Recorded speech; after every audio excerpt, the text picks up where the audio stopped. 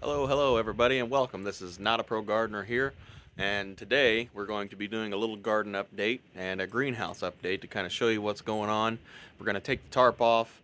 We got a couple of days after today of some decent weather. Maybe it can help dry up the ground a little bit before we prepare it for the cold season stuff we're going to be putting in the ground.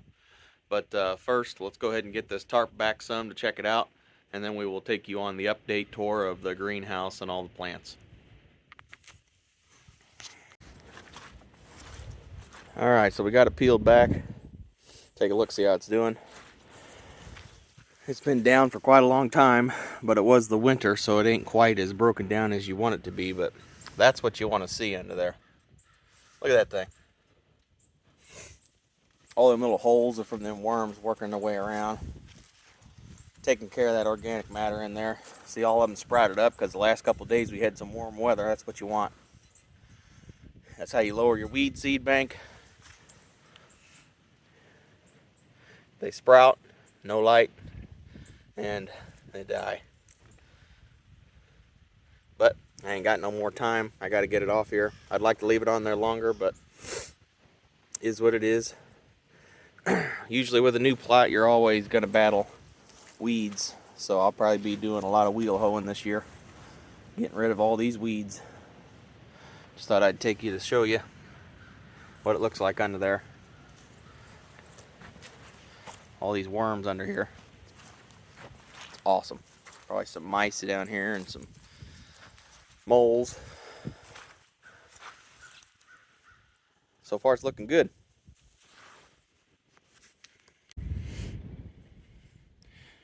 Alright everybody, got the tarp off. I got it back most of the way. Enough for us to get this worked up for our cold season crops. As you can see, this is what it was. This is what it's turning into. Now, for anybody that thinks these tarps do not lower your weed seed bank, I got your proof right here. If you can turn your higher resolution up on your device or whatever you're watching this on, you can see a little more detail.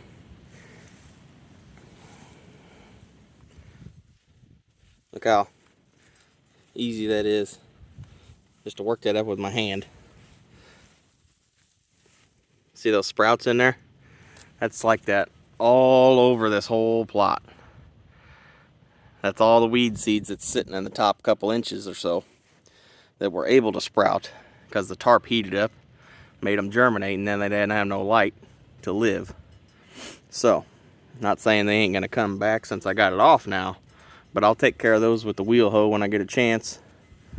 And I'll probably stir more weed seeds up in the process of taking these in, because establishing a new garden plot's never easy on your weeds for the first year. But people need food. People love to grow food. There's many reasons why people can't wait for the weed seeds to go down. Most people battle weeds all their life. It's just part of it.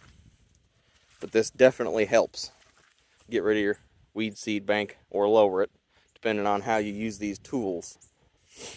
Now, another thing is this ground here is highly compacted clay soil.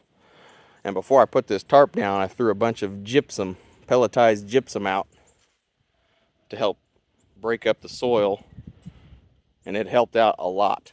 But I'm going to put some more down today, and then when this dries up, I'm going to wheel hoe it in and get it all stirred up a little bit. I'm sure that'll stir up some more weed seeds, and they'll germinate when they get a chance.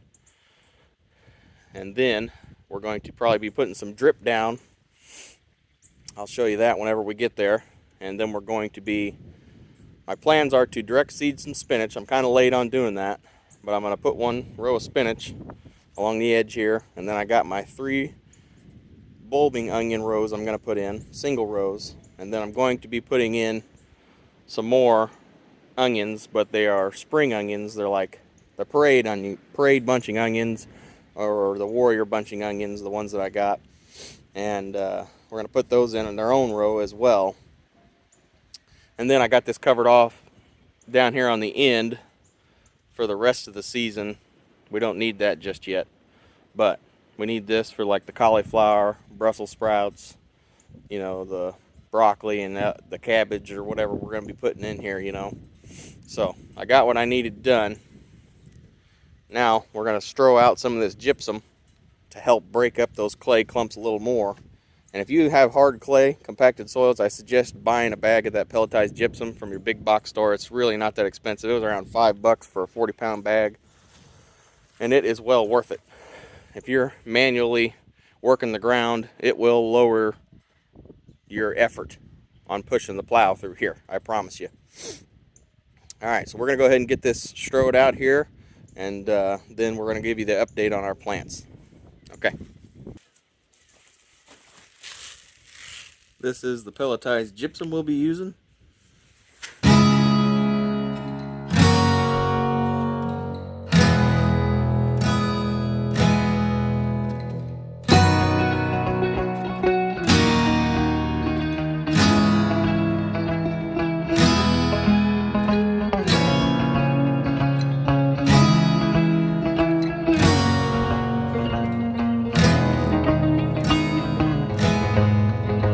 Alright, so this pelletized gypsum, you're supposed to water it in pretty heavy and just look on the back of the bag for the rate for your ground and what square footage you need to put out.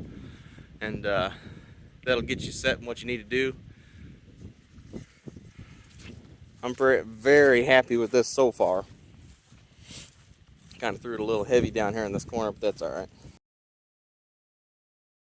It's been working pretty good on these organic matter I got out here.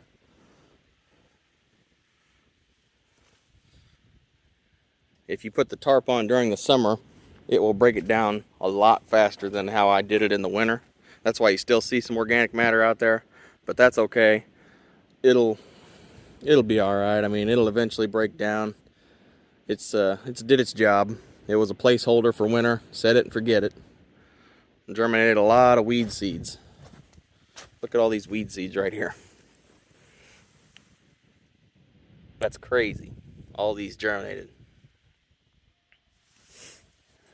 So, on to the update. So this is my cold frame.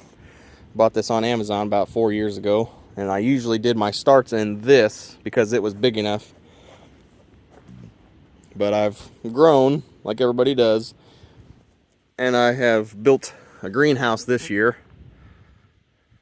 It really wasn't that difficult, very cost effective. I already had some plastic and some boards and some hinges and stuff to make all this stuff.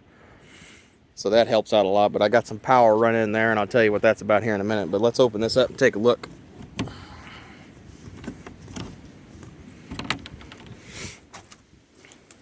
So these are my onions. They've been out here for a while now. We got a low night coming up. These are my broccolis and Brussels sprouts and rutabagas. The radishes didn't quite make it. They got real leggy because they sprouted the second night when the lights were off on the inside growing station. So I culled them, and I'll put some more seeds in them here whenever, probably tomorrow, so they have outside light to germinate and they won't be getting so leggy.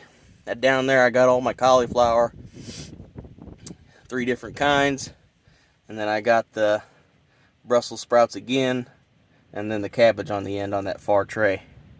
But all so far it's doing pretty good. I'm very happy with this cold frame. It's got this middle window here has got a beeswax opener on it, and I have it set to open about 75 to 85 degrees. And usually if I know it's going to be warm, I'll open these other 2 doors up anyway. So let's take a look at the greenhouse. I just got this block on here. Got that extra layer of plastic in there for a seal. And then it just kind of sits closed. Alright. It ain't too bad in here. I got my brass siphon mixer with some fertilizer there for whenever I fertilize. And then I got these heat sinks in here. These barrels I filled up with water. And the sun heats them up during the day and warms up because they got that black plastic on them. They're all full of water, and I use them as my tables.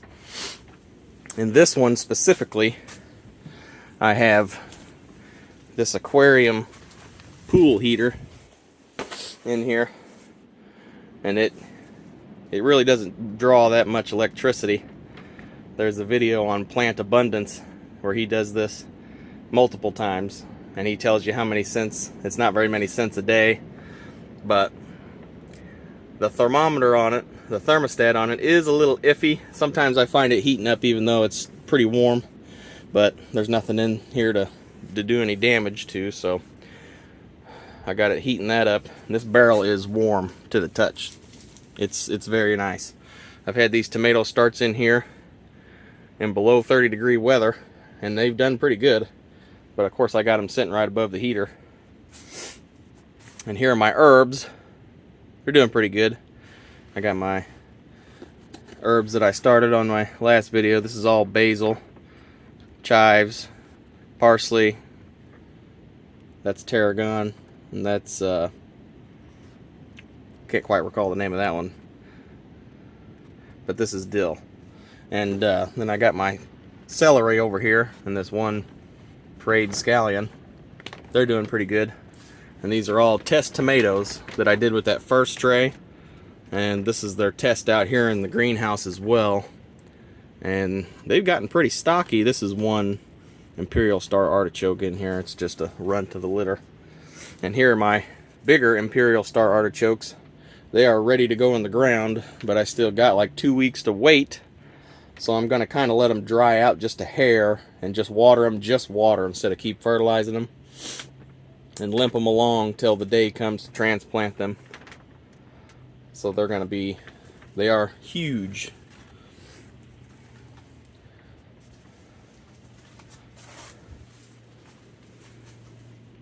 Not too bad of a setup, really.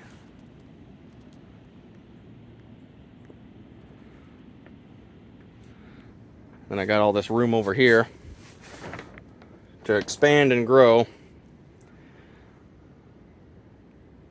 I'm probably not going to put a door on the back because I don't know how long I'm going to be here with this structure, but we will see. As you can see, this is how I've fastened this down with these chunks of old garden hose. It can still rotate and move. It's not locked down permanently, but it ain't going nowhere. And then putting this structure in here, this door, it really kept the wind from racking it around, and that helped out a lot. But I just utilized some old burnt garden hose and sliced it and put it around the edge of that. Used it for my anchors. And then if you also are worried about the wind taking this away, I got a string tied to that back corner, and I put it under this barrel full of water. Usually you can tie it from corner to corner, and I thought about putting barrels on this side too if it wasn't warm enough in here with just these. But I'd say it's warm enough just with these 4 barrels in here and that one aquarium heater. It ain't too bad. It's about 47 degrees. I got this Bluetooth thermometer in here. I usually set it near my plants.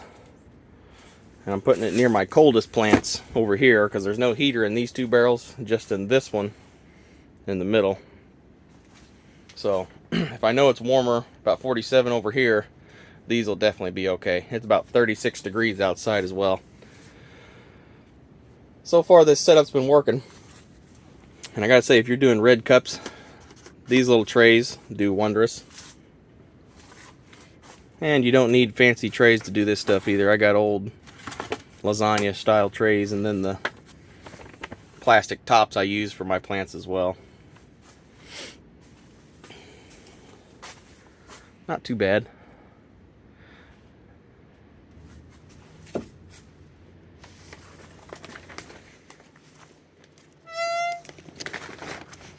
I just put my brick back in front of there, and that works out pretty good. Okay. Still got to put weed fabric over here. Still got this all turned in. It'll probably take another 2 weeks. If it warms up really, really warm, I could see it being all right and breaking this down a lot faster. But I was kind of late on turning this cover crop in, so it might take 3 weeks or so to get it turned in.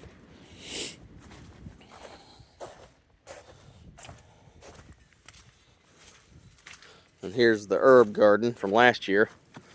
It looks like that tarragon's coming back up already. Hopefully I'll cover this up for that frost coming up. And I think these are the chives from last year that look like they're coming up, and these little shrubs of this ain't died, so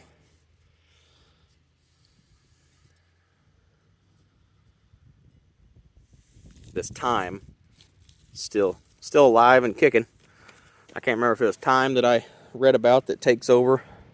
If it does take over and take this whole box over, then I'll probably make another box for each one of these plants that we have for herbs, and they'll have each have their own box, and we'll just start drying. I'd like to start drying some basil. I've heard of a trick where you can get your ice cubes and turn it into olive oil and just basil and just freeze them in the freezer, and that's like perfect. So I'm probably going to try that this year. But this is a look on the update of the garden. It ain't too bad. I'd say I'm pretty happy with the results here. We're going to let this sit with this gypsum and see what happens. Then next time we're going to be showing you probably some drip. The next time we're probably going to be showing you our seed starting peppers video and whatever else we need to do before we start working on this and putting onions in the ground, because they're still kind of small. I'd like them to be a little bit bigger, but we'll see what happens.